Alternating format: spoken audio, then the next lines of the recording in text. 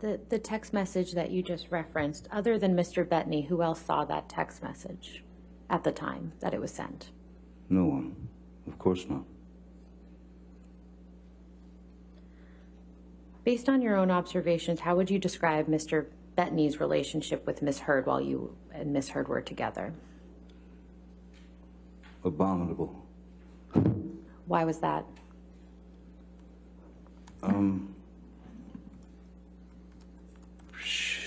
Ms. Heard despised Mr. Bettany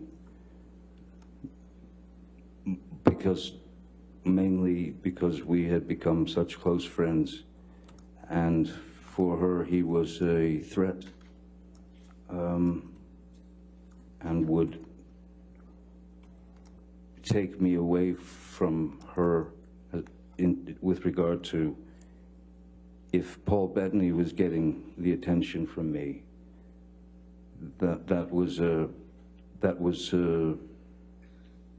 showstopper. It would cause all kinds of unpleasantries, to the point of where when we were on the island with Mr. Bettany, his wife, and his 4 children, Ms. Heard and Mr. Bettany got into some debate over lunch, and I just remember that whenever Mr. Bettany tried to make a point, she would talk over him, and then it started to get quite rude. She got mean, and she got loud, and then I believe it was his 18-year-old boy who was getting ready to go to he's a very bright, brilliant kid. He entered the conversation because this was something to do with what he'd studied in school, and he knew quite a lot about it, and he voiced his opinion. And Ms. Heard demeaned that young man to the point of where he burst into tears and walked away. And it was at that point that I had spoken to Ms. Heard and said, that's just unacceptable. That behavior is unacceptable. You have no right to demean that boy. You cannot always be right. You should try being wrong sometime, because you might learn something. And then I asked her to, I thought it was best that she leave the island. Could we please pull up Defendant's Exhibit 245? And Mr. Depp, I believe this is another text message with Mr. Bettany that you were shown on your cross-examination.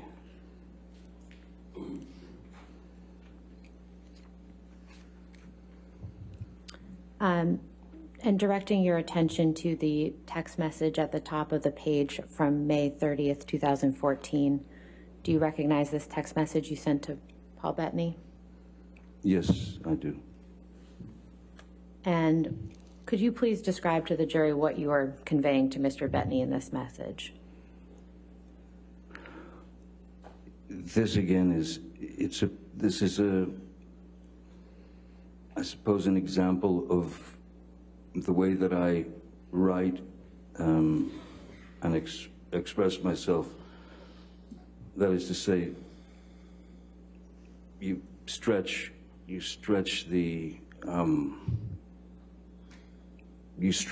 situation out to give him the understanding that you're drowning, essentially. So everything that I say here is, in fact, an impossibility for the human body. I would have been, well, I would have certainly at least had to be rushed to the hospital for a stomach pump. There's a line here that, if you don't mind, I say that when I say I'm done, I am admittedly too fucked in the head to spray my rage at the one I love, for little reason as well. I'm too old to be that guy, but pills are fine. The pills that were referenced were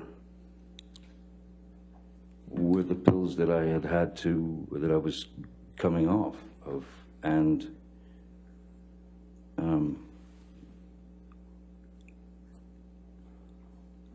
they were the only thing that could give me some semblance of the same numbing effect that I searched for as a child with my mother. And saying that I was too messed up in the head was, it's kind of like if you've been told since you were a child that everything you do is wrong, and that I shouldn't have even been alive, or whatever, you know, joyous little treats that my then very sick, very ill mother brought to me. Ms. Heard was well aware of my past, my childhood, therefore was very adept at knowing exactly which buttons to push.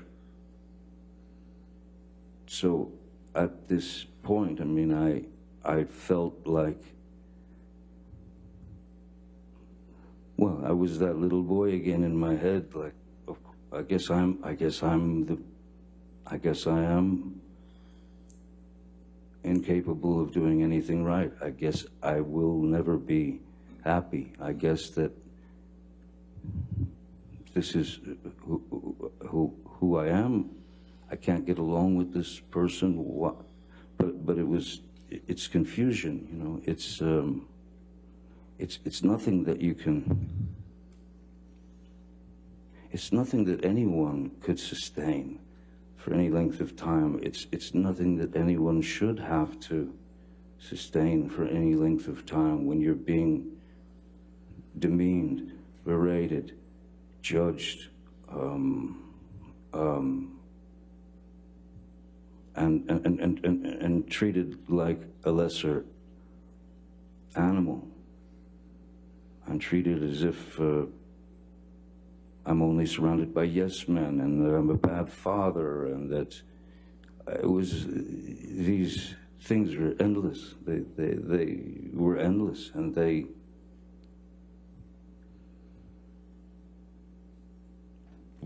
there was no call for them. It's hard to understand why someone that is supposed to love you could be that cruel.